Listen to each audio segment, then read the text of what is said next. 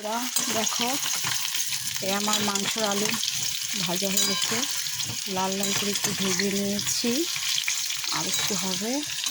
তার সাথে এদিকে আমি পেঁয়াজ, লঙ্কা, রসুন, টমেটো কেটে নিয়েছি। তোমরা জানি না কে কে মাংসতে রসুন খাও, খেতে ভালোবাসো, আমি তো খুব খেতে ভালোবাসি। দেখো এই যে রসুনটা একটু থেতো করে নিয়েছি, এদিকে মশলাটা একটু বেটে নিয়েছি,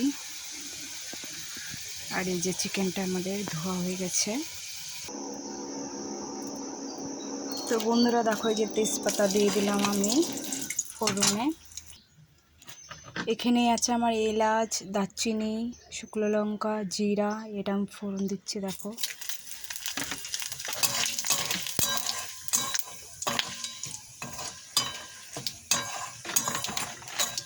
এরপরে আমি রসুনটা একটু থেতো করেছিলাম, রসুনটা একটু দিয়ে দিলাম।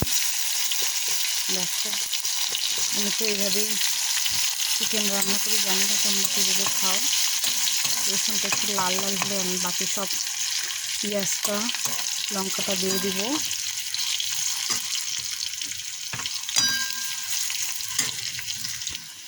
তো বন্ধুরা রসুনটা লাল লাল হয়ে গেছে, আমি এখন পেঁয়াজটা দিয়ে দিলাম।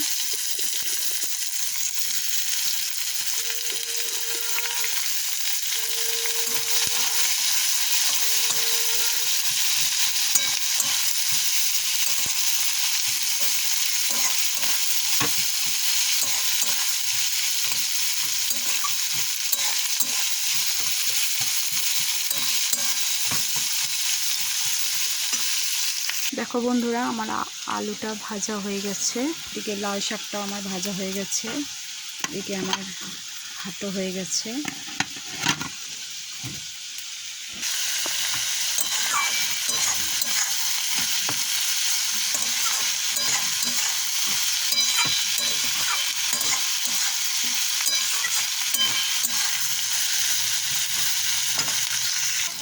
তো বন্ধুরা দেখো আমার পেঁয়াজটা হালকা হালকা বাদামি কালার হয়ে এসেছে।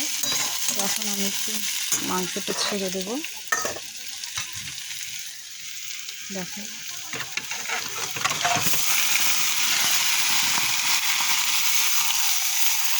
এরপর আমি মশলাগুলো দিয়ে দেবো, কিন্তু আমার মোবাইলটা ধরার মতন কেউ নেই, আমি যেটাকে স্টপ করে মশলাগুলো দিতে হবে। তো বন্ধুরা এই যে দেখো লবণটা আমি দিয়ে দিচ্ছি,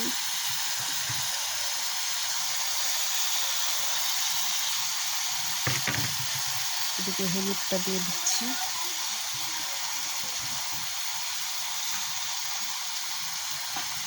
একটু এটা নেড়ে নেব।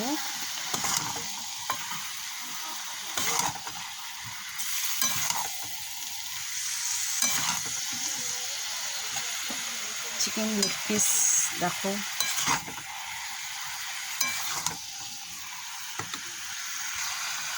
তো বন্ধুরা এখন একটু মশলাটা বেটেছিলাম, মশলাটা দিয়ে দিচ্ছি।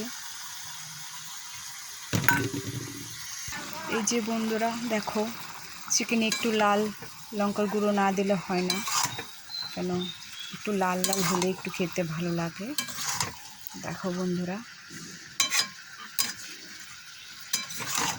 এরপরে আমি একটু কাঁচা সরষের তেল দিয়ে দেবো,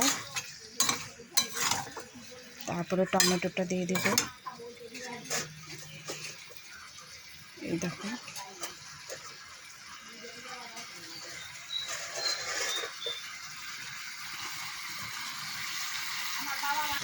তো বন্ধুরা জানি না তোমরা কাঁচা তেল পরে দাও কিনা, আমি দিয়ে দিচ্ছি। দেখো অল্প করে, কারণ বেশি তেল খাওয়া ভালো না, এখন গরম ঠান্ডা শীত সব একসাথেই পড়ে যাচ্ছে, এই ঠান্ডা এই গরম, এই জন্য সব তেলটা একটু অল্প করে দিলাম।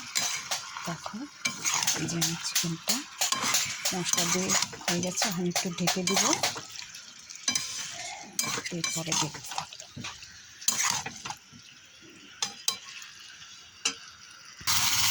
দেখো বন্ধুরা আমার মাংসটা প্রায় হয়ে এসেছে।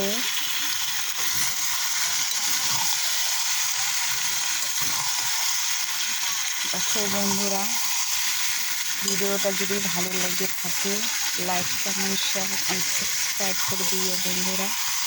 রাখো।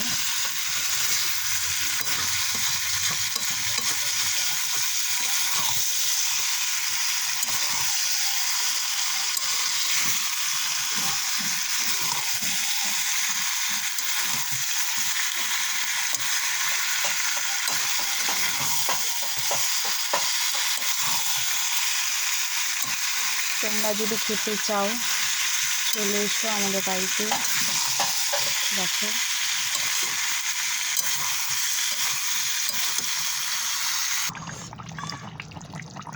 তো বন্ধুরা, দেখো আমার মাংসর ঝোল কমপ্লিট। তো ভিডিওটা ভালো লেগে থাকলে like comment share and subscribe করে দিও। আজকের মতন এখানেই